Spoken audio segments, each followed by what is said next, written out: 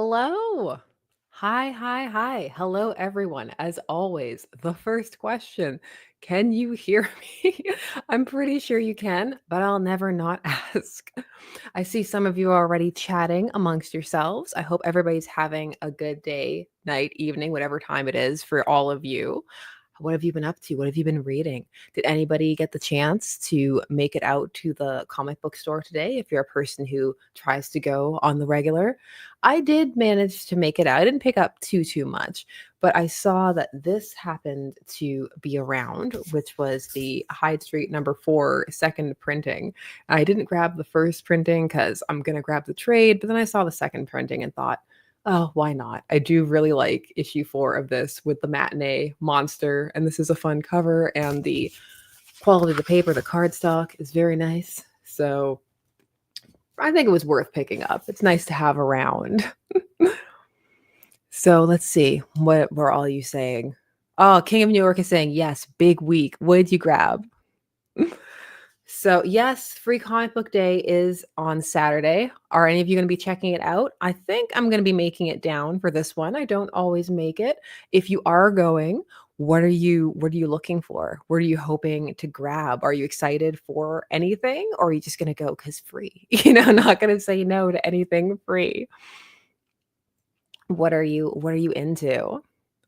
Hopefully, it'll be fun. If I get anything, I can maybe make a short about it or do something with it. We shall see if there's anything that ends up being worth discussing. But right now, I have the Silver Age has me in a chokehold.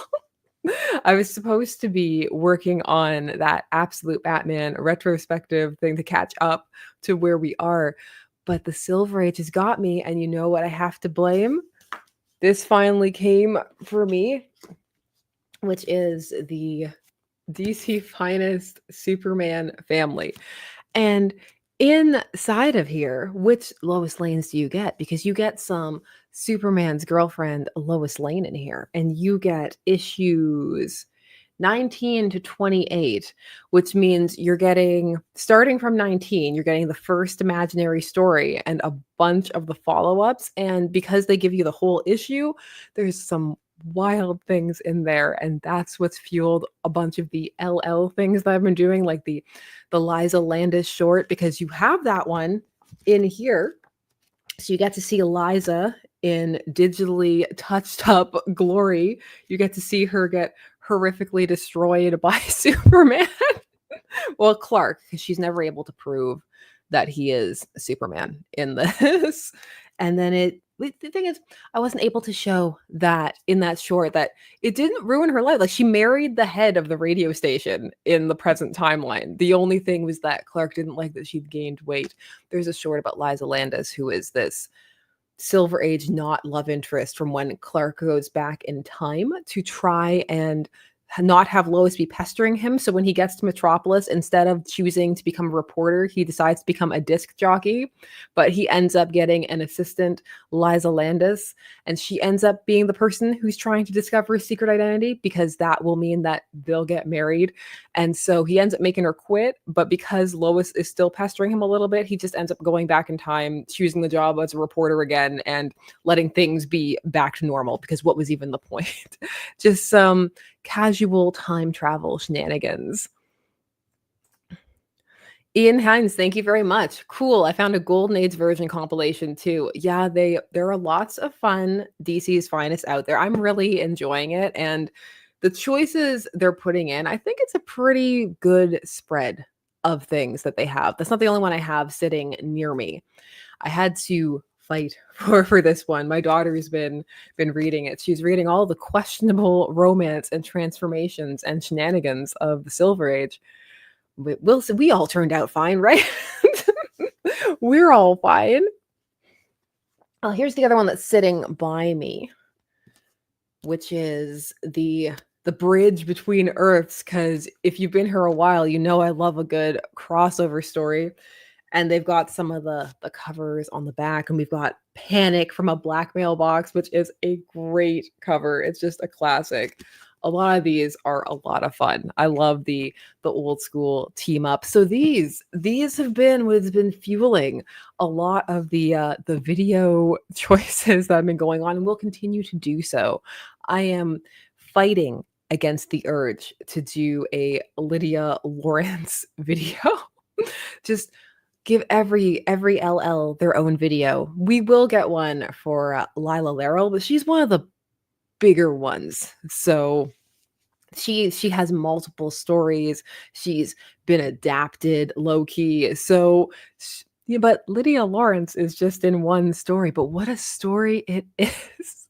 I just want to tell everybody about all of the off the rails the shenanigans that are happening. I know some of you were saying that, oh, we were never on the rails, but even there are some, for the silver age, even so. Oh, James, that's a good question. James is saying, how are the color reproductions in these books? Let me hold them up. We'll open them. We'll open them and take a look on the inside. Let me see if I can find one of the ones I talked about recently, actually, because that would be good. For example, this is something that Amanda and I talked about. They don't have an index, which would be great for actually just going directly to the story that you want. But so here's an example of the kind of color gradation that we're looking at. We're close to the Elseworlds that we did. So, here she is. Here's Eliza. So if you look at this, then you can look at the short that I did or the TikTok if you're on there. It gives you a good sense of the kind of color reproduction you're looking at. In terms of color match, it's not so bad. You have the usual inking things where some of the shadows and the like are lost, but on the whole, it's fairly solid. But you are losing, as always, some of the shading and the line work from the originals, of course. But it's pretty solid, and it is enjoyable to be able to read these, to be able to go through and experience them. At least I think it is. I love all of these classic stories. I think it's so fun that they're getting some attention again. Oh yes, is that the one? Yes, of course we got Turtle Jimmy on the cover. We could have honestly, this could have just been an entire Jimmy transformation book, and I would still have gotten it. But I'm glad it has a mix of things. Although still holding out hope against hope for that Lois Lane Silver Age omnibus. Just give me the complete collection of Superman's girlfriend, Lois Lane. It would be so much fun. Evan C is saying Turtle Jimmy's eyes are so crazy. He's unhinged and he needs to be stopped. And they have the line here, the line that they actually have him say in the Batman Brave and the Bold episode. Jimmy, I warned you not to experiment with that growth ray. It's turned you into a super menace, and now I must remove you from the earth. It's so good.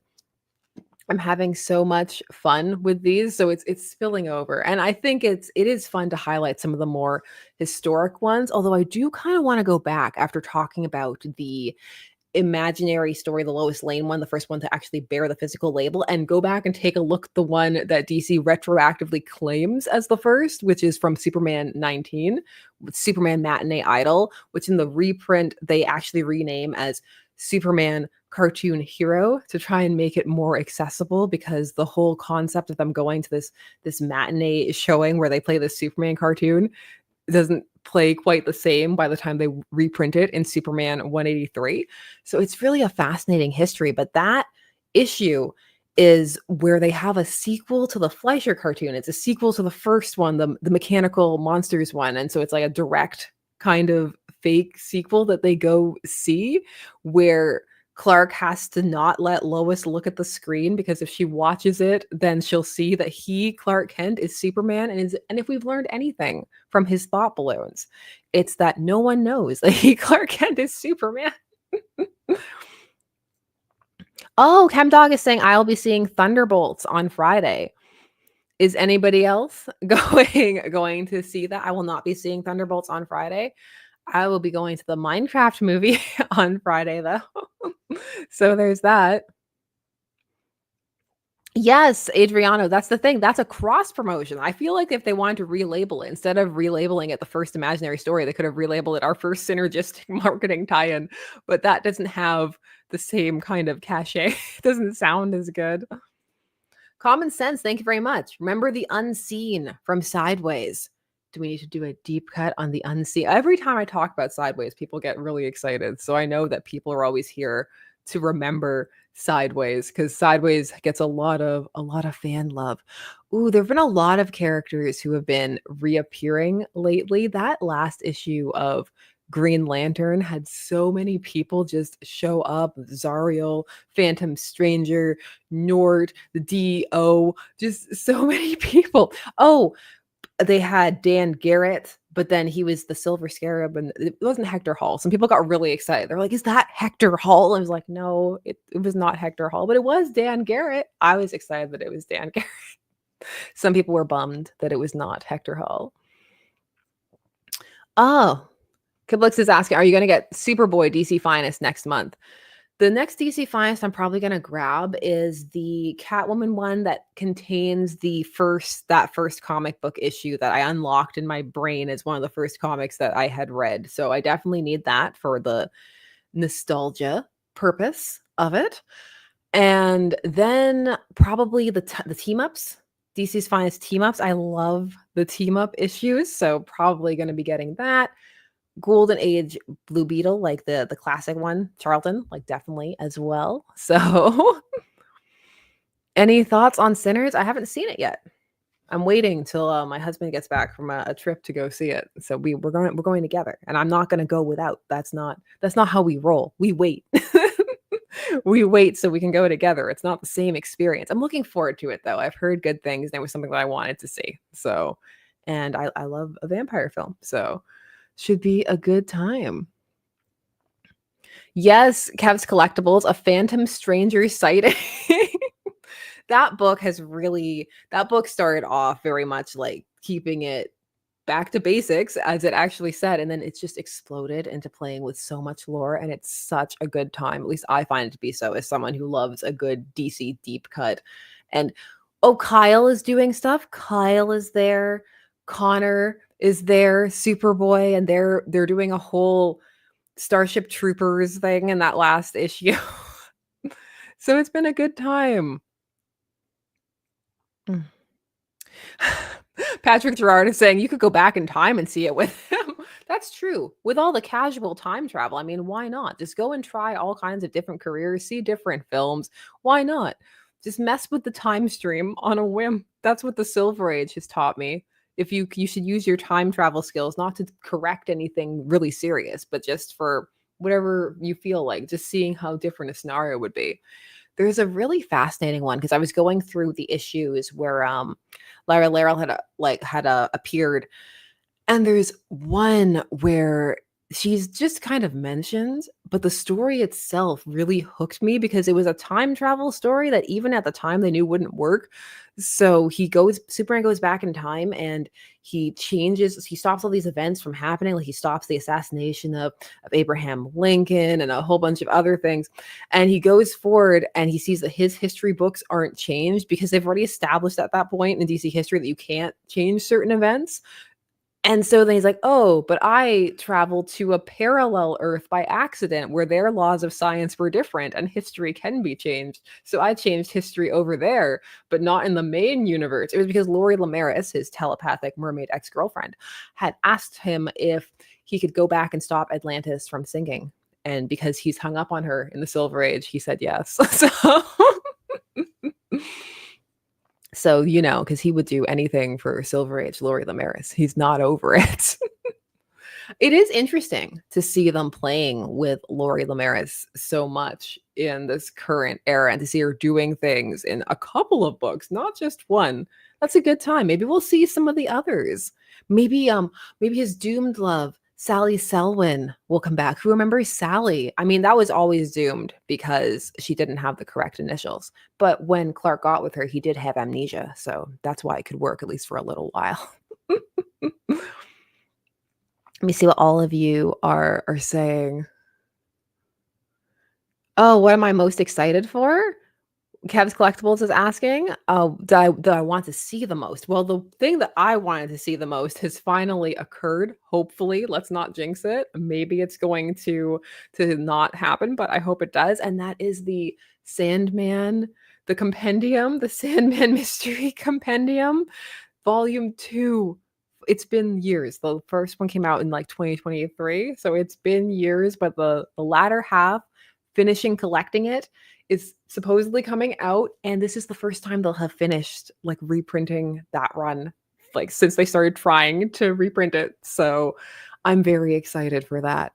In terms of stuff that they could collect, as mentioned, the Superman's Girlfriend Lois Lane, I would love to see that collected. Same with Superman's Pal. I just think not only are they fun, but they start so many trends and they're very historically significant in many ways. And I think they would be fun to collect. I think they're just interesting stories. Maybe they are doing a little crypto thing because we're bringing back crypto. So, oh, and they one of the ones they are doing for Finest as well is the Peter David Supergirl is also getting the DC Finest treatment as well. So they're really going for it with the reprints of things. There's a lot that's coming out. A lot of things to check out. So what are you all reading? Because I'm reading a lot of this, but that's not all. There's a whole bunch of other things that are off theme from the things that I think algorithmically would be good. I don't care. We talk about what we want wherever the whims take us. There was one other thing I picked up today, aside from Hyde Street number 4, which was yay, Volume 1. I've read this, like I borrowed it from the library when I was a youngster, but I didn't have my own copy. So now I'm starting to collect it and I'm very excited to have it all. I'm looking forward to it. So I've been rereading that instead of doing other things. Lots of reading of just random things for fun, but that's what it's all about. It's all about reading the comics and having a good time with it. I see some of you discussing Sally. I know, but she's got double S initials, and that's slightly unfortunate. But that one's really interesting also because of how the relationship ends. It's actually really tragic for both of them, where neither of them end up knowing what happened to the other. Because Clark gets his actual memory back and doesn't remember that happened, and she just thinks that like the guy she was going to marry is dead. It's really depressing. Oh, let's see what everybody's reading. Oh, and of course, they're doing that new Gotham City Sirens weekly thing that's coming at us fast in the summer.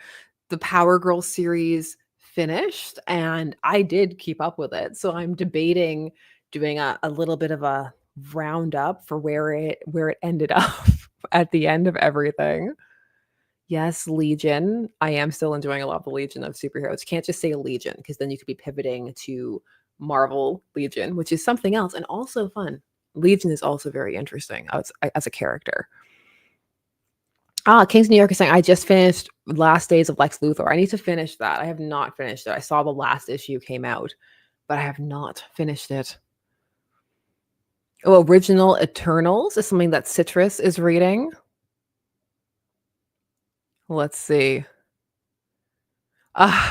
Marilyn is saying you should do that Power Girl roundup. I do do it like covering a complete nice just chunk by one creator. Just be like, this was the Page era.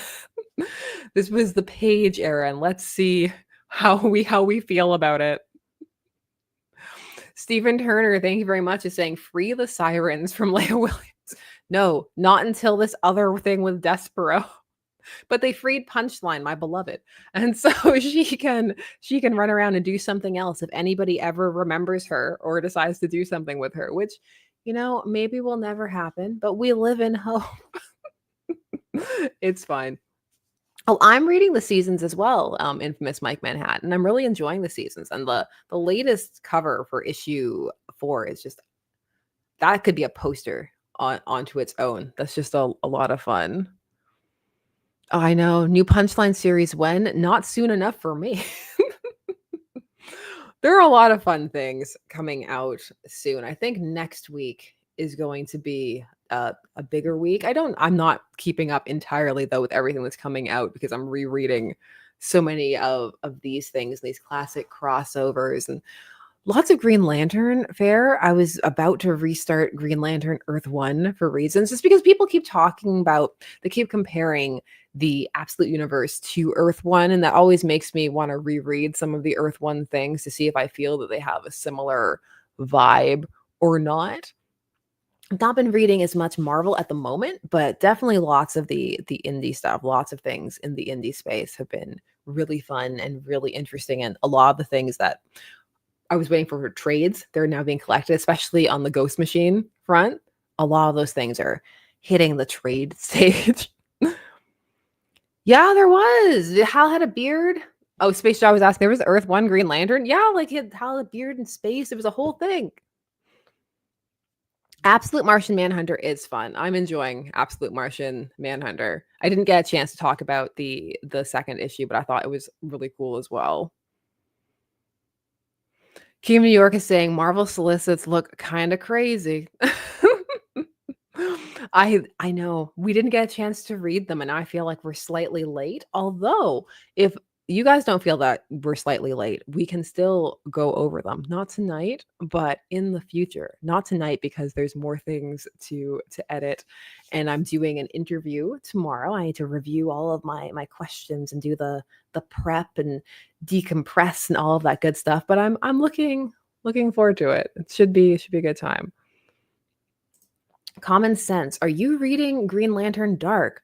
I'm actually not reading Grumpy Lantern. So I think I'm going to wait until it's done to just do the whole thing in a chunk. And then we'll see if we need to talk about it. Although I've heard some people say that they're really enjoying it. Humongous. I could say that's like, who are you interviewing? Yeah, I could say, but I don't like to. It's just a superstition, like jinxie thing. Like it just feels like if I say it, like it won't happen. It's like you said it's, and then the house collapses or like explodes, your internet goes out. Silly superstition things. Does anybody else have those kind of superstitious things, where like you can't say it till it happens? One of the other ones I have is don't cross a day out on the calendar until the next day, because you can't cross out the day until it's done. That just seems like bad omens, bad vibes. How many Silver Age books do you actually own? Do you mean originals or reprints? Because those are different things. There was actually a facsimile for More Fun today that I thought about picking up but didn't.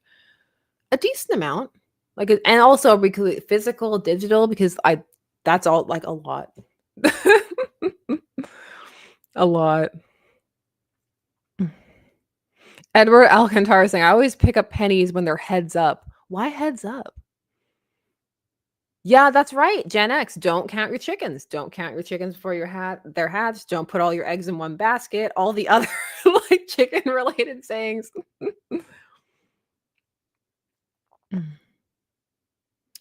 Can we get a room tour? But you've seen the room. This is the room. The other stuff, you don't need to see the other stuff. The secret shelf and the vanity, that's the only thing you're missing.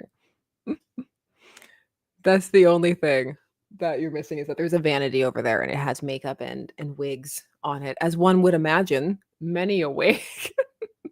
I'm trying to get back into doing some of the more fun ones. Some of them got pushed off to the side, and I'm like, we need to bring back some of the overly colorful wigs. It's been too long. Show us Alvin's throne. The whole house is Alvin's throne. Everything is Alvin's domain.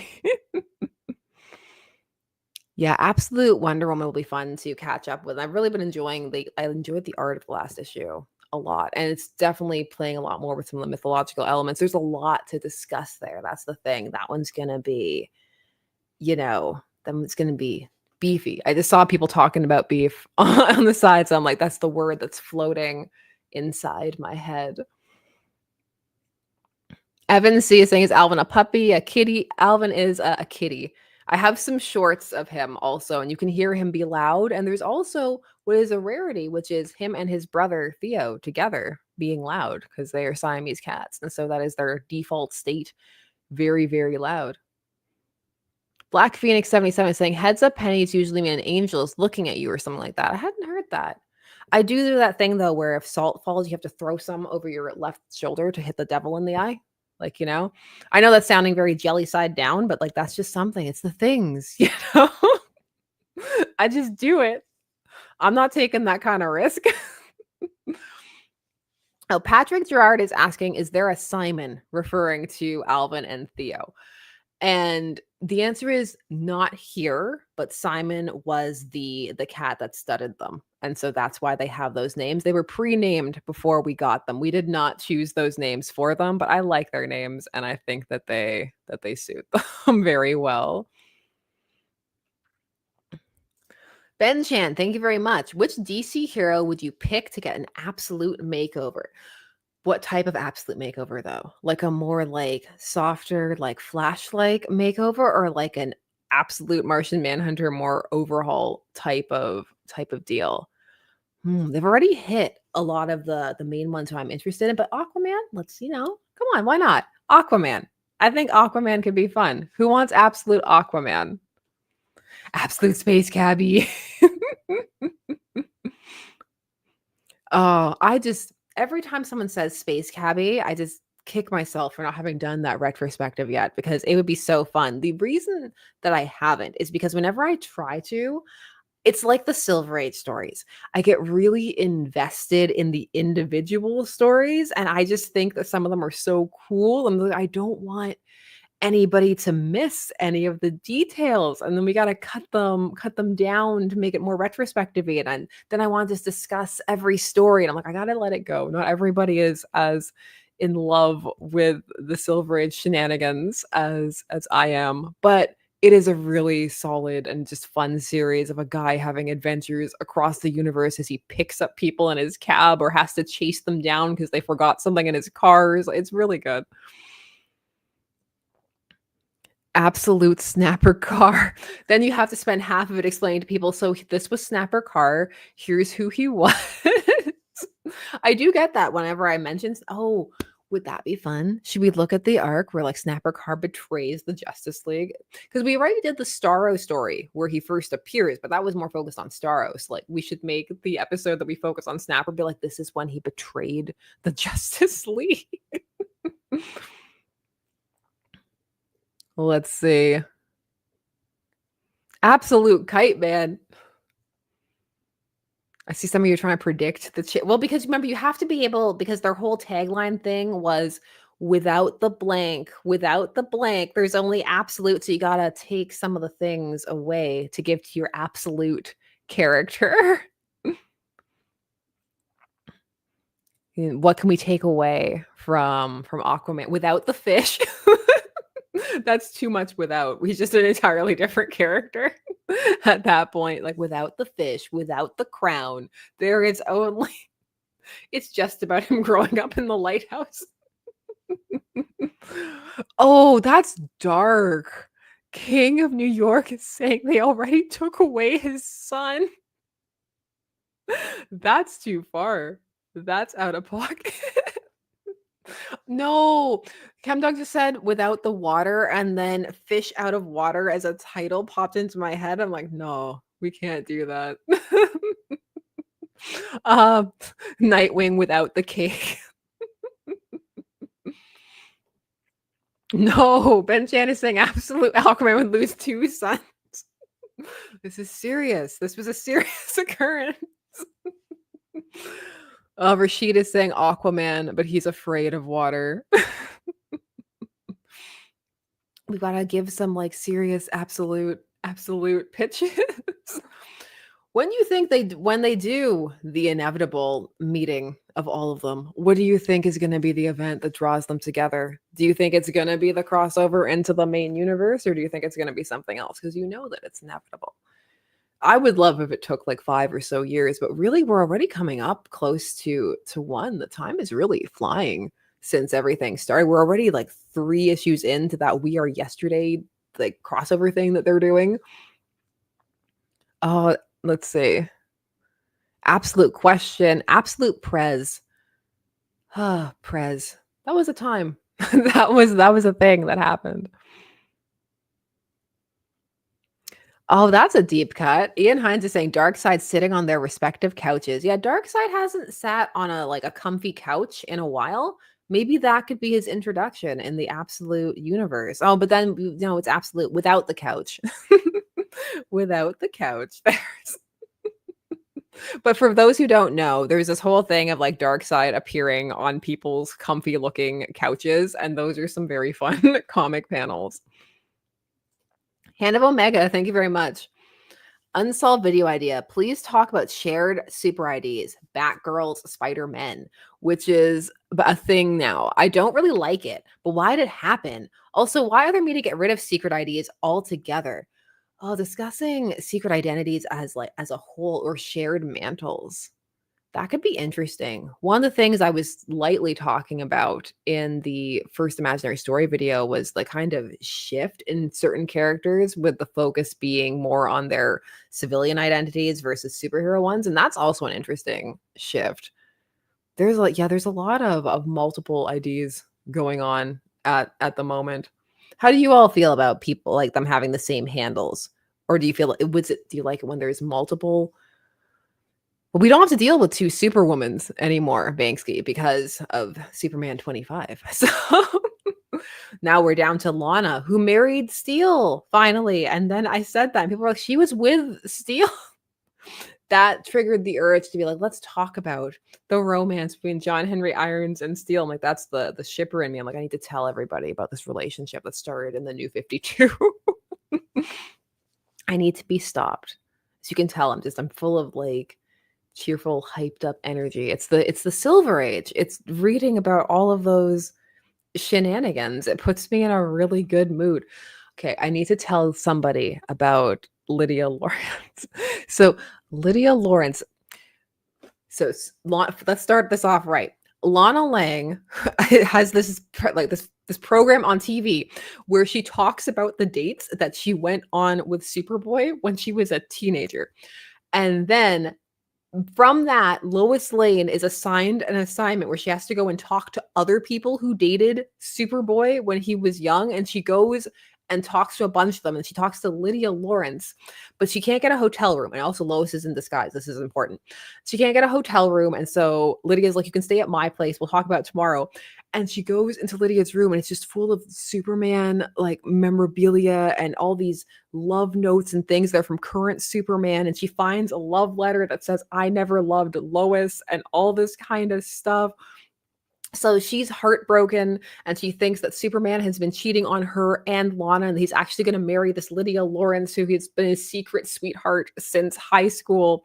So she decides to quit her job in shame, because she also has to take all these photos of them when Superman comes to see Lydia. And she's like, so when do you visit Superman? And Lydia's like, oh, I don't visit Superman. He visits me. And so Lois quits her job and everything. And it turns out that Superman's like, no, stop, wait, you don't understand. All of this is a ploy so that Lydia can get with this guy that she likes. And so the plan was to make the guy super jealous by thinking that she's marrying Superman, because that's what makes the menfolk propose. It's such an amazing story. Oh, I don't know. I like ever since I read it, I'm like riding this weird high. So X-Men superfan Emma Frost, thank you very much, is saying, does the mispronunciation of Constantine rhyming with time get you upset as a fan of the character? It's an area thing. So it depends entirely upon where you are. It's an accent thing, like Constantine, Constantine. Like I always heard Constantine, and that's very much a regional accent like type of thing. I know that technically it's supposed to be Constantine, but I've always said Constantine, and that's what I will continue to say. I will say I've gotten tons of flack for that and been yelled at, but it's, it is what it is. It is part why I don't talk about him so much, though, because it's like, do you want to be yelled at and get death threats from like people who get really unhinged, or do you want to just talk about something else? It's like, yeah, I just, it's fine. Although, oh, Hellblazer does have some amazing stories. you know? Yeah. It's one of those things where some people take it like very, very, very, very seriously. And so, as a content creator, you have to weigh like whether you want to wade into that or deal with it or not. It's fun. Like I saw the movie when I was young before I was ever reading comics, and that's just the pronunciation that like sticks in my head. And like when I see it on paper, that's what I read. It's one of those things. Like sometimes I say like when I say like Zed or stuff like that, and people are like, oh, Zed. And it's like, yeah, Zed. It's just ingrained. Who's your favorite Silver Age DC artist? Oh, that's hard. I mean, Kurt Schaffenberger leaps to mind. I have great fondness for Kurt Schaffenberger's Lois Lane, but there are so many great artists from that era, like Gil Kane, also like doing the Green Lantern stuff. There's some really dynamic posing. There are lots of choices. It's funny. It's like sometimes people say I mispronounce my own name. I roll with it. It's amusing to me. I know what people are trying to say, no matter how they pronounce my name. Neil Adams. You see, you have so many choices. There are so many good artists from that period. Kurt Swan. We've got a lot of good Kurt Swan art going on. There's so many. That's one of the fun things too, is as you start to go through and start to identify more of like the artists and like the inkers and those kind of things and seeing like who inks who better and all the really nerdy type of stuff. It's a lot of fun. Dragon Ball Z. That's the absolute Dragon Ball Z.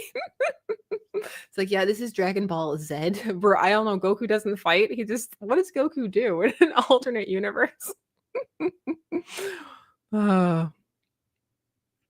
Oh, Ramona Fradden. Yeah.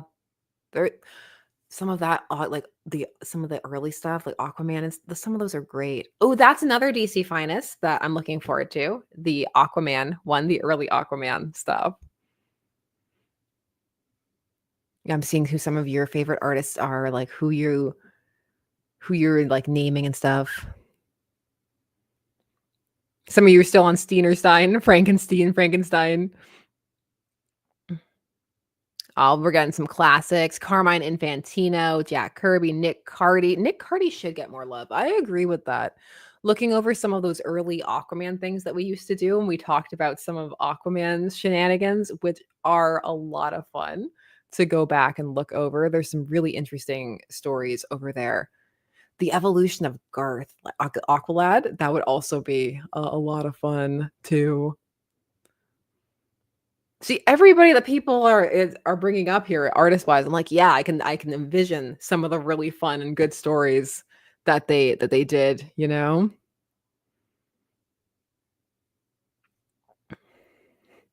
Space Job was saying, "There's no way that Ra's al Ghul possibly reads as Raish. There's no way to make that work. It's how they say it on the TV show." And that's just they said it that way on the TV show. Yeah. Ah, there's just so much going on, so much to talk about. And I'm looking forward to just diving into a whole bunch of videos.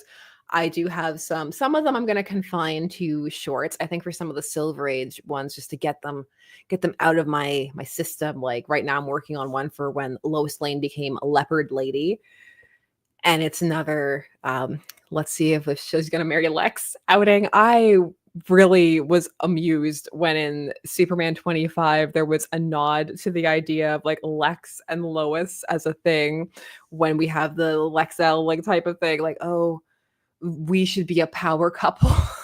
It's like a nod to all of the classic what if Lois and Lex were a thing that's been going on for so long. That really amused me. Mm.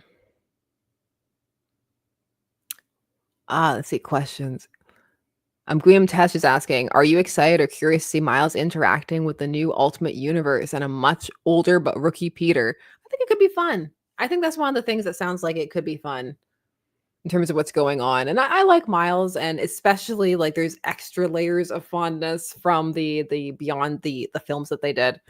I couldn't remember the name, and I was hoping it would come to me as I said the sentence, and then it didn't. And that just happens sometimes. Yes, more Superman's girlfriend, Lois Lane. Always, always. That's one of the reasons that this channel exists. I wrote a video for Shipper's Guide when I did that, that never saw the light of day, but it was about the first ever issue where, the one with the where she's a witch on the cover, where she thinks she's a witch, but she's not. It was a good one. Yes, Into and Across the Spider-Verse, and eventually beyond it when all of that gets sorted out. What are some series that people are looking forward to, that they're hyped for? And are you ready for the summer of Superman now that we're actually gonna be entering May and it feels closer to summertime and all of that? Or are you here for the Fantastic Four first steps? Are you here for the Fantastic Four relaunching with a new number 1? What are all the things that you are here for? That was my stomach grumbling because streaming always makes me super hungry. Oh, the rise and fall of sidekicks. Kalix is asking if there's a video about that. Sidekicks feel slightly in vogue right now for people who already had them. But in terms of, yeah, of launching new sidekicks. Oh, that how would we even say this? King of New York is saying, I'm here for Hush 3, but with the U as the 3. Oh. Oh, where are you all with Hush 2? Hush 2 has been catching some flack for that panel where Batman shoots Jason in the head in the helmet. Like he grabs the gun and just shoots him to crease him and stuff while he's saving the Joker because Jason's upset that that's going on. Where are all of you with that? Because there are a lot of people who have different reactions. Some are having reactions that he used a gun at all. Some are like, that's fine, but like, why would you can't just shoot Jason in the head? Common sense. Thank you very much. I finished TVA. I am happy Jimmy Hudson is fine, but he is underutilized in that comic. Give Jimmy new adventures. Put him in Earth 6160. So we're getting a justice for Jimmy Hudson moment, basically, out there. Calls for more Jimmy Hudson. I'm just seeing Evan saying, "Oh boy." I'm assuming that's in response to all of the Jason stuff. Oh, a podcast is going through every story in the first Superman issue. That's fun. That's a lot of fun. And it's a good project, but to go through some of these issue by issue would be just a good time. And you would have there's so much to talk about because if you go through issue by issue, you could even break it down then story by story. So there's so much to do there. I see someone's trying to start a Paul conversation in Miss Mike Manhattan. You're like, this stream is not complete because we haven't talked about Paul. There hasn't been enough Paul talk. Oh, hold on. We have a controversial statement maybe for some. King of New York is saying Paul greater than Hush Tua.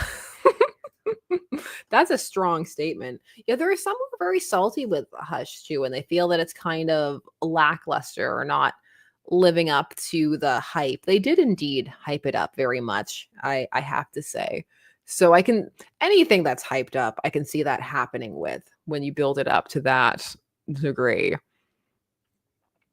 Tyler DeBoer saying, can they put Paul in Marvel Rivals so you can beat him up? Missed opportunity for Paul. Oh, that Jeff the Landshark series is coming up because they're riding that whole Jeff the Landshark high that he's gotten from Marvel Rivals. I wonder what else they're going to try and pull from that, or if we're going to see any more costumes pulled out to be added as skins that will end up generating some online discussion because it's been, amusing to say the least to see that happen. But it's been fun that when they actually list the issue that it comes from, because then maybe some people will go and check it out. Kim New York is saying, I'm really excited for Matt Fraction's Batman relaunch. I'm excited for the blue costume because that's the part they promoted. They were like, his costume, he's back in blue. It does look good. It does look good.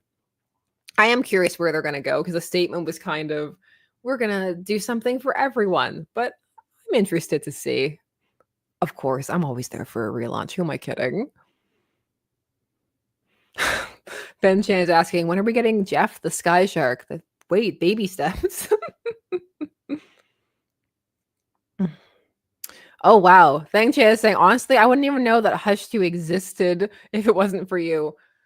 I could not escape. There was so much hype for it in terms of like the what marketing space there is for comics. But if you're not tapped into that, I can see missing it as well because sometimes they don't always tap into the best avenues. Let's see. Oh, blue costume needs a yellow oval. It's not blue enough. Bring back the oval. Common sense. Thank you very much. Absolute Flash mentioned Heat Wave and that Raymond kid. Who could it be? Absolute Firestorm, Absolute the Atom, or Absolute the Ray? I know when you say Raymond, you do have choices. There are a few people named Ray. I think Firestorm would be fun. Based on some of the ways they've been playing with experiments and powers, I feel like Firestorm would be a fun choice, but I'm curious how one would make that different. Flash is clearly one that's going to end up being quite important, it seems like, in terms of the parallel universe aspect. So I'm very curious to see how that one ends up, developing. Hush was your first comic, right? King of New York is asking. Hush was the first comic that I bought with my own money. That was the first trade that I bought. I bought it from the chapters when I was waiting for the bus for university and read it on the way there. That was the first one that I actually picked up, bought, concretely remembered. Although once I started this channel, I remembered that there was a Catwoman issue that I had read when I was a kid, just to death, to the point where it fell apart from the Ballant era. And so I will always have a fondness for the purple, sleeked in cat suit, long hair look. Always. They were doing a statue and I looked at it and I was like, man, this appeals to me. This appeals to me. It does. That sounds like a threat, Space Joe. I love that. Absolute Casually Comics. It doesn't get any more casual than this. But if it's without, because it's absolutely without the casual, but that would be formal. But lots of people say that I'm formal anyway. So maybe it would actually be genuinely casual. I don't know. Layers. I'm gonna peel it back like an onion. What do you think about the Riddler's new design? I do not have strong thoughts or feelings. It didn't elicit the same reaction as. Does anybody remember that Riddler design where he was like a cool hipster kid and had a question mark tattoo on his neck? That's the one that I remember having the strongest reaction to. Who else? I can't be the only person who remembers that. Please don't let me be the only person who remembers that Riddler look. Oh, without the cats. Even thinking about that makes me sad. Without the cats. No. But I do like this without the cats, without the casual, because then you got a CC, and that works from a logo. Yes, somebody else remembers.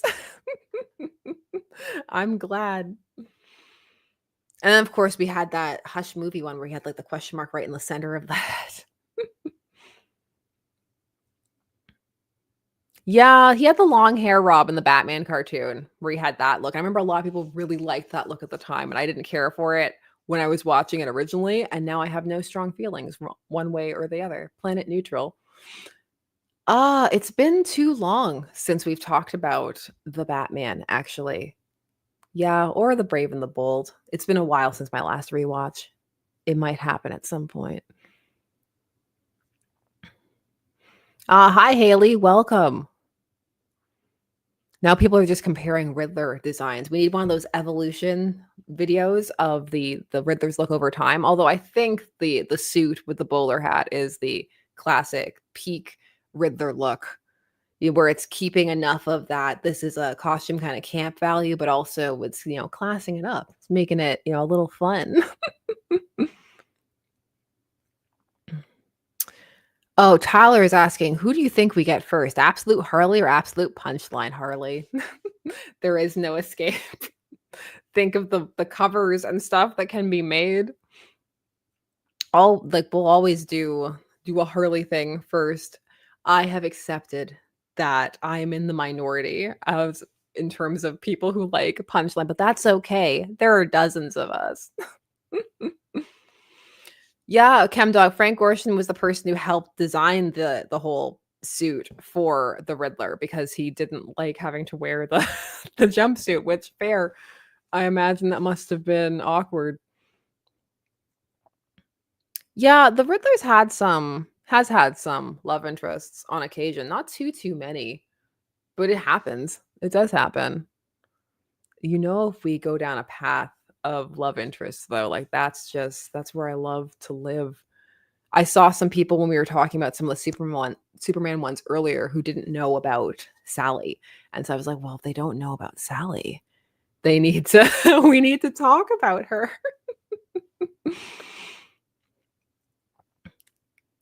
Let's see.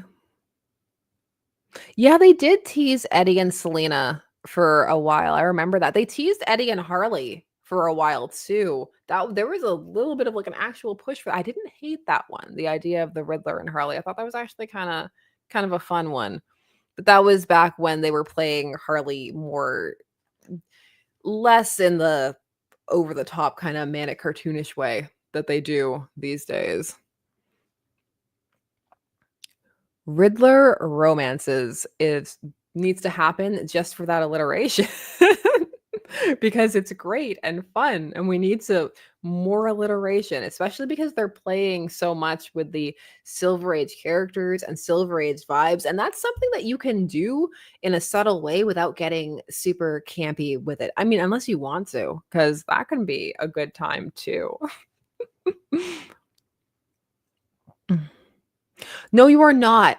No, you are not, Rob. Rob is asking, am I the only one that liked Enigma PI? No, I loved the reformed Riddler stuff where there was the kind of the question of, oh, is he doing it for the right reasons? Is he doing it for the glory? That was fun. The Paul Dini like kind of era of that was fun. Some of they're collecting more and more things. So I'm like, come on, let's give me a re-release of certain things. I saw what did I see when I already have it, but the Zatanna series, the Paul Dini one at the store, and that just made me happy to see it. I was like, oh yeah, good times, fun times. Also, just fun Zatanna times in general at the moment.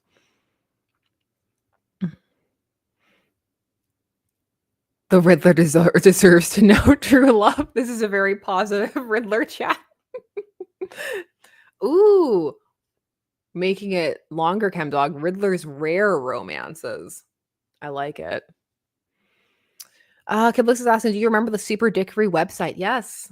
Yes, I do. Good times. That was the place I think I first saw some of those covers. I still remember seeing the one where Superman is holding the water in the desert over Jimmy and Aquaman, being like, what is this? And just thinking it was so funny. And I vividly remember that website, and it was a good time. Who remembers the live journal that was just dedicated to Hal Jordan's butt? Because that existed. If we're pulling things out of the obscure memory landscape, that was something that existed for those who may not have known. But if you know, you know. Oh yeah, Scans Daily. Yeah, I loved Scans Daily. Yeah, Scans Daily was a good time too, and that was really interesting. The early days of people just sharing stuff, it was a lot of fun.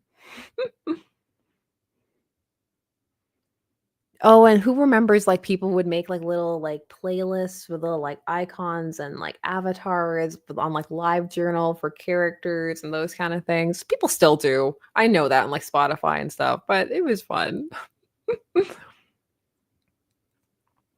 Yes, Evan, yeah, was anyone present for the Hal Jordan versus Dick Grayson cake debate? Yep. Asking the important questions. I think my live journal still exists somewhere. I probably don't remember the password at all or have that email anymore, but yeah. Oh, of course. I remember Wizard Magazine. There are people who like to collect them and stuff now, and I think that's really cool. A bunch of the old like zines and stuff. Those were a lot of fun. I miss that kind of centralized, hub for those kind of things. A lot of the early websites have when they were bought over or just they lost their domains and stuff and they're just gone. Even some of the ones from the late 2000s and you'll see like links or quotes from interviews and they're just not there because not everything got archived. And I don't know, that always makes me a little saddened when I see that. Yeah.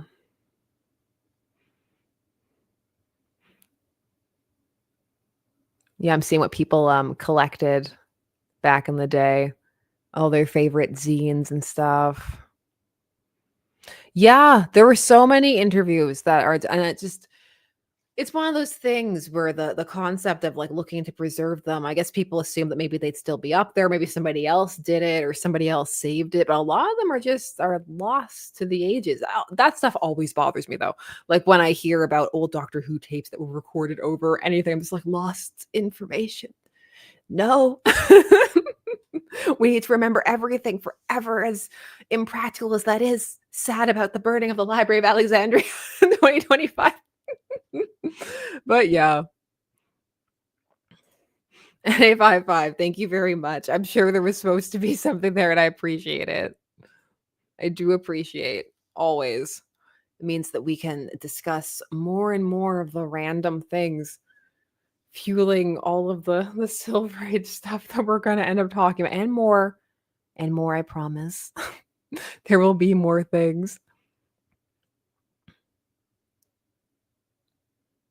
I see some of you have, like, you've gotten onto a thing in the chat about, like, how the Gunverse is going to play out. I know it's inevitable, Mr. Cynic, which is a great name to have when making the comment, "Entropy is inevitable." 'Tis true, but doesn't mean I have to like it. Yeah, that's why I like even that I do like having these, and I do enjoy when I see my daughter flipping through them and stuff and just having fun and getting something out of it. I mean, hopefully not any ideas of how you're supposed to pursue romance, but just having fun, with some of these more outlandish tales. And there are some Wolfman's in here, by the way. You get Wolfman Jimmy. So, I mean, how can you say no to that? You get the original panel of, well, not the original, recreation of the original panel of Wolfman Jimmy getting slapped in the face when he tries to pay random woman to kiss him in the park. A classic. Oh. Oh, yeah, I did see that the Sergeant Rock film isn't going to be moving forward. I can't say I'm entirely surprised, although I know some people were really, like, here for that, and they did do some pushing with Sergeant Rock recently. He had a little mini series and those kinda things. Mm. Is Wolfman Jimmy a rock and roll DJ? I wish, but what I learned from the Liza Landis story is that Clark Kent is the best disc jockey of all time. I posted some panels of him thinking about how it's so great that no women are bothering him, but I didn't post the panel that comes before it where he's listening to a song that's called, like, Alone Forever, and he's like, "This is one of my favorite songs." It's just leave Superman alone. Mm. Oh, yeah, they've been doing well, there's just been a lot of figures coming out lately, especially from McFarlane Toys. So many. So many. Yes, I was holding one of the new DC Finest. Yeah, Plastic Man. Plastic Man is, there's just so much fun stuff coming out right now. I know, I'm really excited about comics. I mean, I'm always excited about comics, but, like, I'm really excited about comics at the moment. I'm just reading what all of you are saying about Clark and his disc jockey-ness, but it's so funny because he goes back in time to make sure that Lois isn't hounding him, but he doesn't change, like, really anything else. He doesn't pick a new city to go to or anything. He's like, "No, I'm staying in Metro. I wanna change as little as possible about my life and just not have Lois bother me." What my favorite part about that story, though, I mean, outside of the shenanigans, is that it shows that Lois is still a really good, competent reporter. In fact, the first time he saves her is because she's written this expose on a counterfeiting ring, and they're trying to kill her, and because she's still doing her thing, and that's I don't know, I just thought that was a kinda cool moment.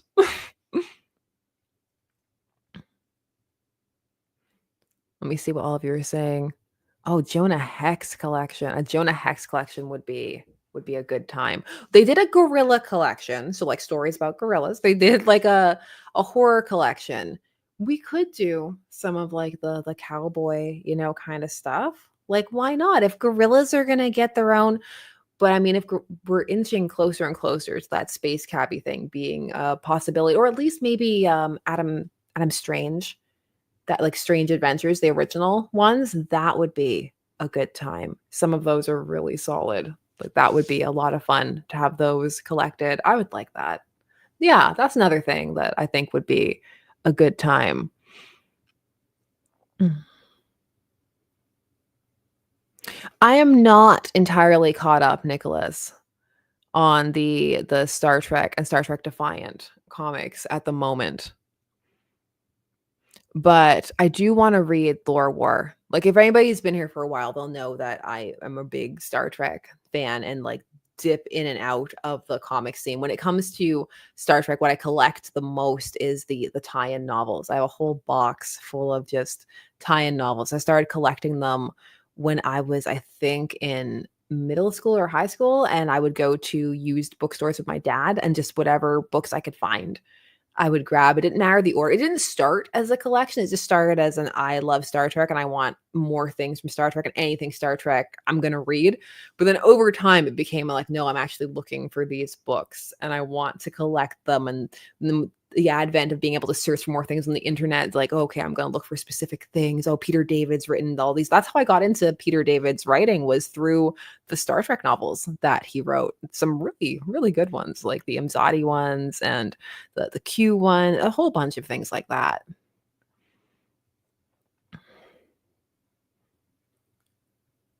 Oh, I'm saying someone could like say, did you go and just find all the LLs? Where's Lex? Is Lex on your list? You need Lex. Lightning Lad? What about Lightning Lad and Lightning Lass? We gotta everybody include I mean, the original Silver Age panels put Lightning Lad and Lex there, although they don't put them as love interests. They put them as like these are people who are significant to Superman on a personal level. How does it phrase it?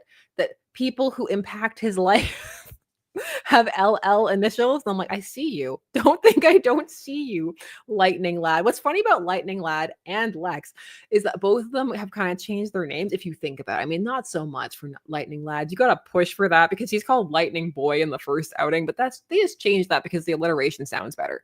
But Lex is making the choice to not go by Alexander. uh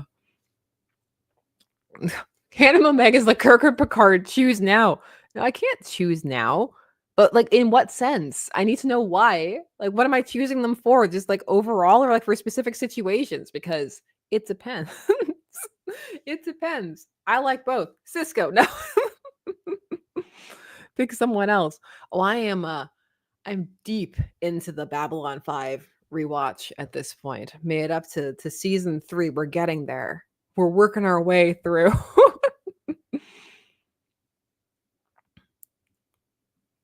Gen X is saying always go full Kirk, not just a little. Oh, that's a Pike, Captain Pike. Well, I was so happy that Strange New Worlds was gonna be a thing, just even conceptually, because from when I was young and saw the episode with Pike, the menagerie, I was so intrigued by the idea that there were all these other adventures with this other captain who was so different, and I really liked the dynamic that he had with his officers on his ship, even as a kid. And I was so curious. And I wish there was more than one episode. And so then when that I was like, oh, yay, like little kid me inside is so happy that other people are going to get to like experience more pikeness out there.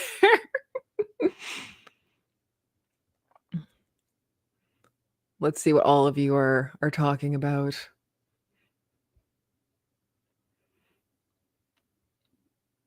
Ah, lightning lad facts, lightning facts. We haven't abandoned the Legion or anything like that. It's just, I'm always hopping from place to place. Oh, we've got an expanded list here of all of the all of the L's. Lois Lane, Lana Lang, Lori Lamaris, Lila Laryl, who we're going to be doing, Linda Lee, Lucy Lane, Luma Lanai, Lacey Warfield, Leslie Lar, Lorraine Lewis, Lena Luther, Lisa LaSalle, Lightning Lad, Lightning Lass, and Lex Luthor last, but certainly not least, although his last days did recently end. Doug is saying, I married an LL. Are you Superman? Are you revealing your secret identity to us live on stream? Were you a Kirk Spock shipper? Ben Chan is asking. No, but I was a Garrick Bashir shipper. Oh, all up on that. I had some back in the day. Yeah, I had some toxic ships. Not Garrick and Bashir. I wouldn't consider that toxic, but some of my Star Trek ships were questionable. So, oh yeah, they actually played that up too. Like the actors like Sadiq Al Fadil and Andrew Robinson, but then they actually cut down some of their screen time. They're like, stop it, stop doing that. You see what all of you. Yeah, I mean, it is kind of. I mean, think about it. I consider it so. I also think that Patrick Gerard. Oh, this is a joke that I feel needs to be acknowledged. Matthew Powers, seriously, how many L's can a Superman take?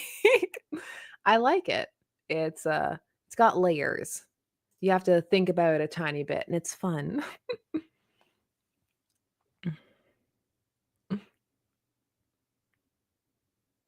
Patrick Jar is saying Lower Decks affirmed a version for our Garrick Bashir peeps out there.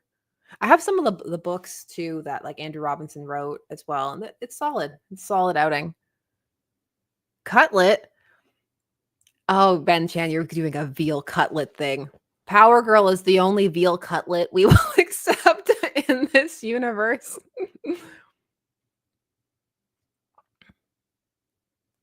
Yeah. Well, of that list of L's, did any intrigue you that you hadn't heard before or you want to know about? I mean, Linda Lee is, I mean, Supergirl. We're getting into uncomfortable territory, but still. Oh, David Sharp is saying my favorite episode of DS9 is Our Man Bashir. That is a fun episode. That is a fun episode. I'm trying to think like what my favorite episode would be. That's hard. DS9 is my favorite. I think I can still qualifiedly say is of the different series. But I mean, if there's a question, that clearly means that I should do a rewatch of all of them that I don't have time for. Oh, Mark Lax is saying, please, Power go back to Karen. They kind of addressed that, and that might be interesting to talk about with the whole like ejecta Karen stuff. So there's a villain called Ejecta, and maybe that's a way in. Instead of doing a whole like catch up of everything, we ease into the Power Girl catch up by introducing you to Ejecta and what they did with that. And then I'll get to say the name Ejecta many times with a straight face and see how long we can keep that. I can keep it up the whole time. Wow, phrasing.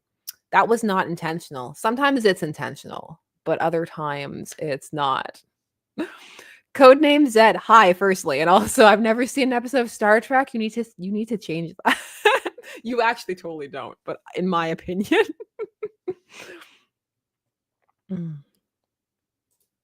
Dante Cook is asking, did they ever collect those Joker shorts into a trade paperback? Weren't they part of the Man Who Stopped Laughing? Didn't they put them in that trade? I didn't end up buying that trade, so I'm not sure, but didn't they include that? It would seem odd if they didn't. Is Ejecta the new punchline? How dare you? No, she's not. Matthew Foster saying this is a nice gutter we have here. Are you saying that in this gutter we have standards? Did I lower the standards of the gutter? I'm so sorry. Oh, Marilyn is saying if it weren't for the gutter, my mind would be homeless.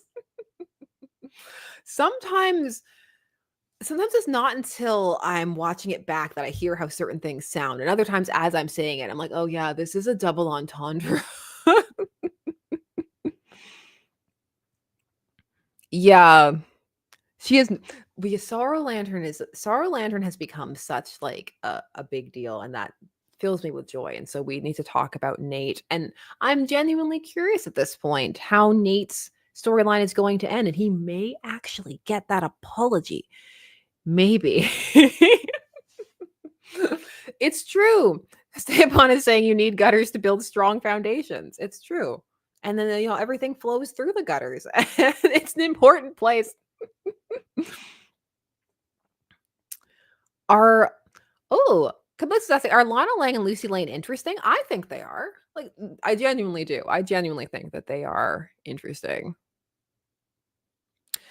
Yes, and people have acknowledged this. Patrick Gerard is saying, seriously though, once you establish Superman's mom is an LL, which she is, that makes everything else about that. It's true. Some people try and read it also, and I got this comment a few times, as a narcissistic thing because they're like Cal L. But I think if you wanna like read deep, then I think the mom thing is the avenue to go down. I'm laughing at this. As Barack's is saying, Hal Jordan doesn't know what an apology is. I love that has become a meme that you can apply so many things to. That's how Hal gets out of a lot of things. He just doesn't know what they are.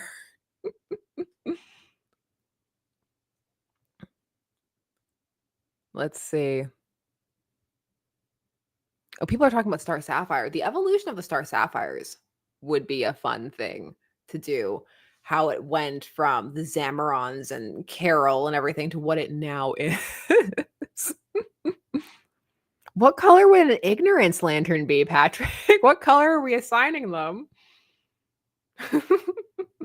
Yeah, his whole costume just changes. I don't know, beige? I don't know what color you would assign to Ignorance. Oh, somebody else thought beige too. Same wavelength. We're in the same headspace together. Beige. And those feeds where it's all like everything's just one month. I don't know why. Why would that be Ignorance though? Why did my mind go there? We're running out of color. It's true. We're gonna have to start combining them. Subcolors: turquoise, teal, mauve.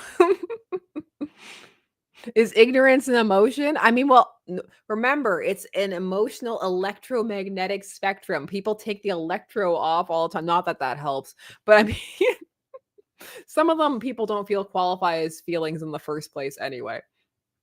But it's like we're just having fun. We're just having fun with it. We're not going to overthink it too much. Oh. Chartreuse. Well, some people are saying we need to bring more combos back, like Razor. We need to bring back the combination lantern because, like, multiple feelings, like Inside Out, The Paisley Core. Update on the Sorrow Lantern? I do want to do an update on the Sorrow Lantern. And it might be a good way to focus in and do a through line instead of trying to do an overview of Green Lantern, which has grown to be so big. And I think potentially, if we're casting forward, it's going to be one of those runs that people look back on as like, wow, this was a moment for Green Lantern. And I think that's a lot of fun. Ochre, periwinkle. Periwinkle was a color of kryptonite in one of the stories. I don't know why I pointed like ooh, periwinkle. Maroon. The Sorrow Lantern era. Well, I don't know what era we'd call this era of Green Lantern. So many people are suggesting plaid. There are a lot of votes coming in for plaid, but think about what a nightmare that would be to draw all the time. Plaid lanterns. You'd want only one, like the orange one, just so you didn't have to draw it all the time. I feel like that would be a nightmare personally. I don't know. I mean, I just know I wouldn't want to draw it. Chevron is a pattern, isn't it?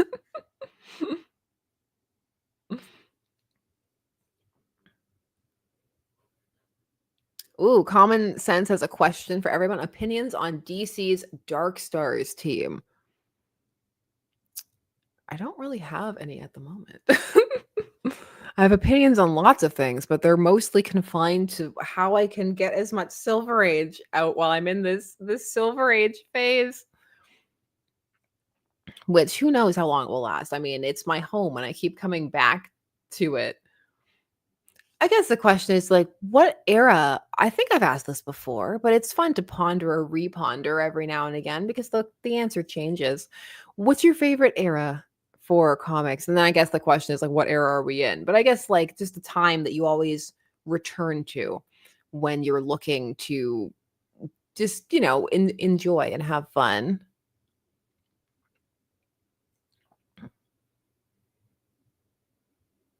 Oh, common sense is clarifying for people who are answering Dark Star, saying Donna Troy, Dark Star. Silver Age, 70s or 80s, 1987, 2003. I like that there's like a whole like bracket there. That's fun. Golden Age.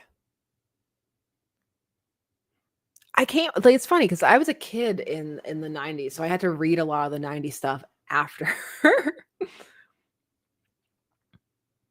I actually like the name Tinfoil Age. It's just where would we assign that? Kiblix is saying ages that I didn't live through. That's an interesting answer.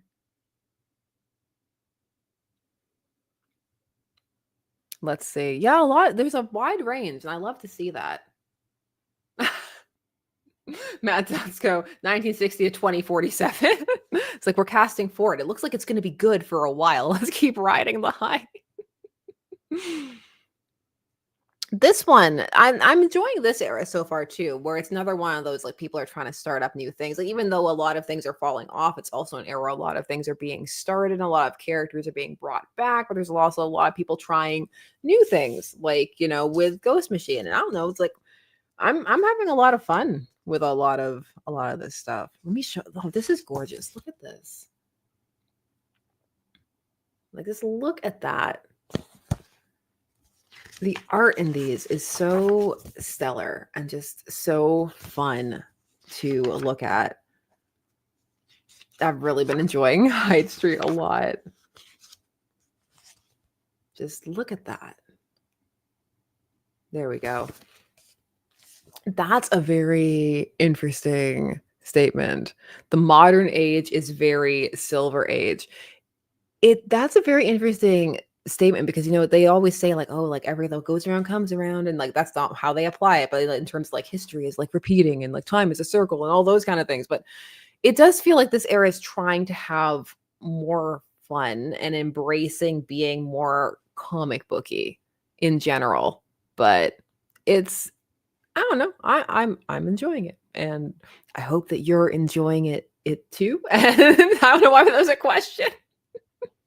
And all of those things. Oh, is next week Mother's Day? I think it is. I was like, wow, will I be streaming next week? I don't know. I don't even know what day it is anymore. It's that kind of week. Lily is saying we need more goofy shenanigans. I agree. More shenanigans. More off the rails characters doing whatever drama type things. Like when it was like Jimmy's dating Silver Banshee. I'm like, yes. Let's go for it. What is Alvin doing for Mom's Day? Well, he does the same thing he does every day. Go around, patrol, make sure that his brother isn't getting more attention than him. That's a really funny thing he does. If you're petting Theo and he hears Theo enjoying life, he comes and sometimes he'll like butt his head and butt Theo out of the way and be like, no, me. I'm the person who needs attention. I'm surprised he's not here, actually. Usually he comes and makes a whole bunch of noise. Jack Ferry, thank you very much. Which colleges did Dr. Doom and Dr. Octopus graduate from? Do you think those colleges rescinded their doctorates because of their careers in villainy? I don't think that. I mean, Dr. Doom is a despot. I don't think he can have his revoked. And even if he did, I don't think he'd care. It's fun because like in the Marvel universe, they do have legit, doctorates. Some of the people rocking the title doctor are just claiming it and they do not have any formal doctorate, or they have a doctorate in something completely different. That'd be so fun. Just what's your doctorate in? It's like, oh, like I wrote a paper on the effects of migration in oh. That's true. Not in Doom's case, because they fear him. We must all kneel before doom. Well, I mean, is Space Jar was saying Doctor Octopus? I think was legit. Doctor Doom, not so much. Do you mean that's because he had to leave because of the accident? Are we judging him for the accident that he dropped out after?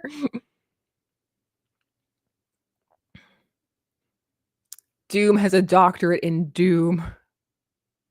Yeah, Cat Orlock is saying like Doctor Strange. I was a neurosurgeon, but now I do magic. But what great credentials. It's like, yeah, I switched fields a little bit, but I'm very qualified.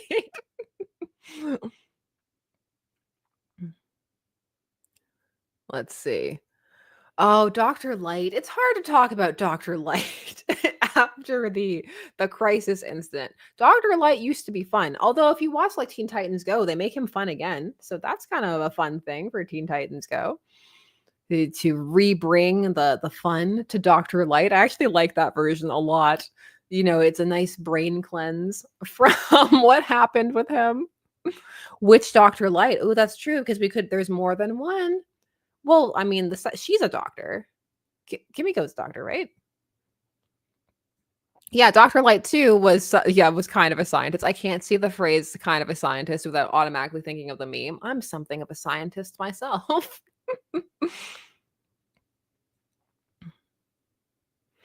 Hand of Omega is asking a good question, asking why does the heroic Dr. Light wear the same costume? Never got that. Yeah, they do have the same kind of colors. It's not exactly the same most of the time. I don't know. Maybe they thought no one would notice. King of New York is saying, shouldn't he be Dr. Fantastic instead of Mr. Fantastic? Does Dr. Fantastic sound more or less legit than Mr. Fantastic?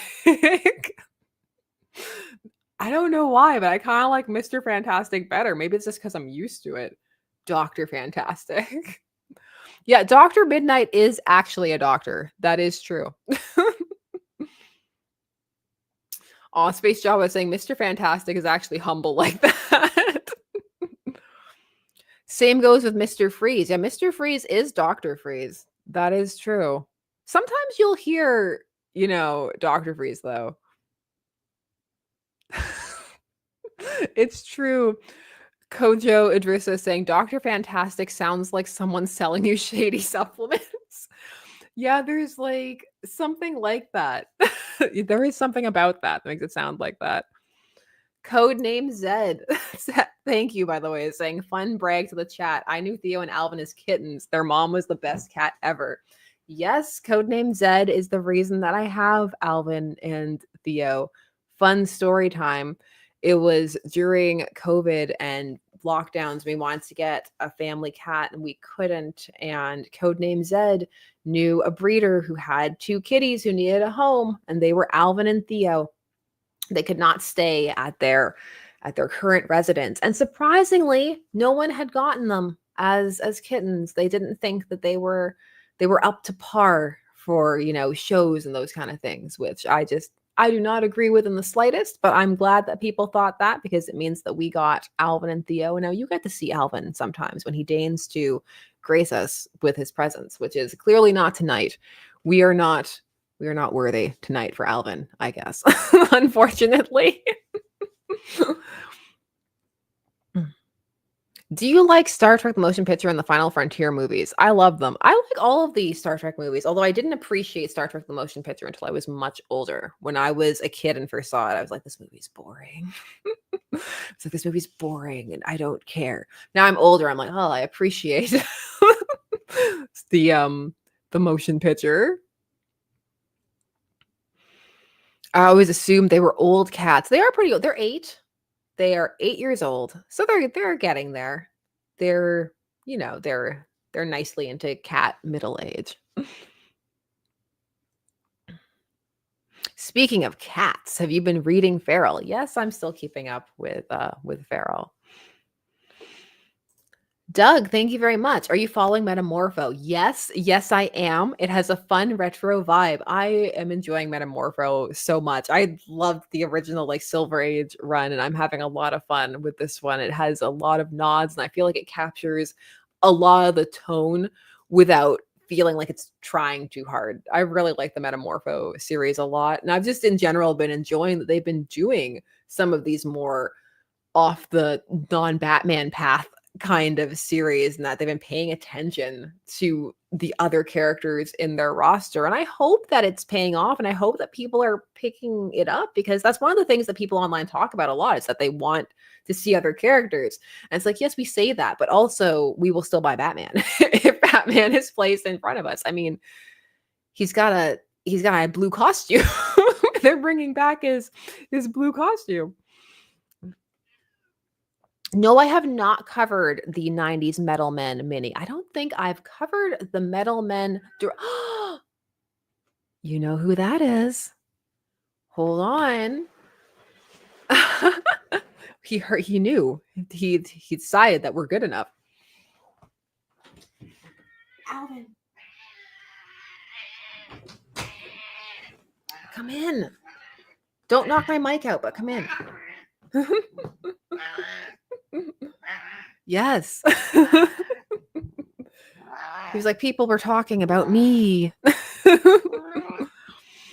I forever live in fear of him knocking the mic out, as those who were there for the stream when he did that know. But you want to say hi to everybody? Yeah. Yeah. You had a good day. Yes, you did. Yeah. Did you hear we're talking about doctorates and people who do or don't have them, and your history and how you came to us and all that good stuff? Yes. Matt Dosco saying, I just forever live in fear of him. Alvin is the kindest, nicest, sweetest kitty. All of you say he sounds angry. I'm like, no, this is happy Alvin. Is Alvin a doctor? Dr. Alvin? No, Alvin just, I don't know, Alvin just plots all the time. That's true. Like Alvin, I'm surprised that, oh, look, you can see your eyes. You're showing your eyes to the stream. Let them see your pretty eyes. You're such a pretty kitty. When he goes to the vet or anything, they always want to take a picture of him for Instagram and stuff like that. You're a little spotlight loving kitty. Yes, you are.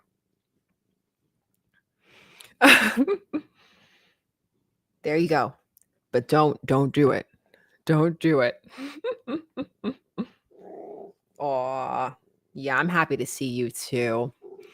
Barry McNogger saying he's humble. He's Mr. Alvin. Well, Alvin has arrived, and it's getting a bit later, and I do have some editing to do, and many a Silver Age thing to script. King of New York wrote, "Give us a meow," and he did. So I want to thank all of you for coming and just hanging out for a chill like stream. I feel like we haven't done one of these just like talking about whatever ones in a while, and they're a good time. And sometimes it's just fun to talk about whatever we're reading and the like. So I hope that you had fun and decompressed, and that you're having a good day, night, or whatever it is that you're doing. We will, of course, be back with more things. Look out for that Lois Lane Leopard Lady short, which will be arriving at some point, and then more content, more things, the interview when I do it and I'm done editing it and all of that good stuff.